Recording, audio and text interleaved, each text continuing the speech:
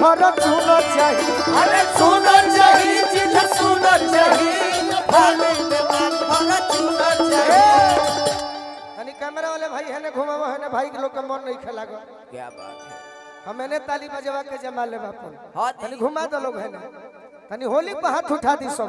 हां अरे सुनर चाहिए जीजू सुनर चाहिए फागुन में माल फॉर्च्यूनर चाहिए। अरे सुनर चाहिए चीज सुनर चाहिए फागुन में माल फॉर्च्यूनर। होली में बहुत होने ठीक बालो। हां जी तनी है ने अनहारा भइल बे। सुभाष गुप्ता जी के स्वागत बा। बहुत बहुत होली में गीत बा। अब हटा ना तनी 2 मिनट तनी गा ले तो पहले। अरे नया भइले सरस पुरान भइले तीसी। नया भइले सरस पुरान भइले तीसी। अब ठीक लगत भैया नु। 30 अरे त देवरे से फसल बिया मरदा के खीसी। अरे देवरे से फसल बिया मरदा के खीसी। अरे सुनर चाहिए चीज सुनर चाहिए फागुन में माल फॉर्च्यूनर चाहिए। अरे सुनर चाहिए चीज सुनर चाहिए फागुन में माल फॉर्च्यूनर। हो गइल एने ठीक बा एने सब करे ठीक बा हम समझ ले खाली जांचे कोई रहे। अरे कि जो हतनी हम दीपिका पादुकोण के जो हतनी हम दीपिका पादुकोण के जो हतनी हम दीपिका पादुकोण के जो हतनी हम दीपिका पादुकोण के।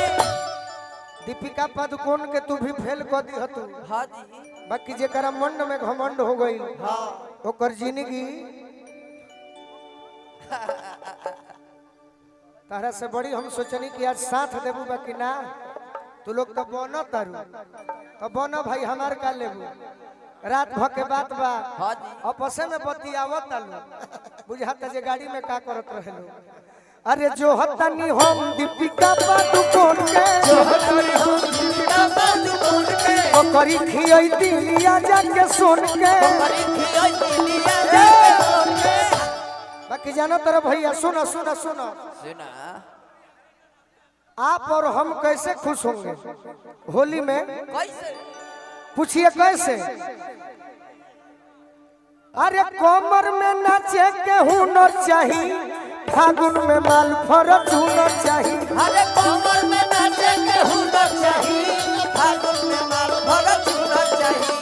सुनर चाहिए जीजू सुनर चाहिए फागुन में माल फॉर्च्यूनर चाहिए। सुनर चाहिए चीज सुनर चाहिए फागुन में माल फॉर्च्यूनर चाहिए।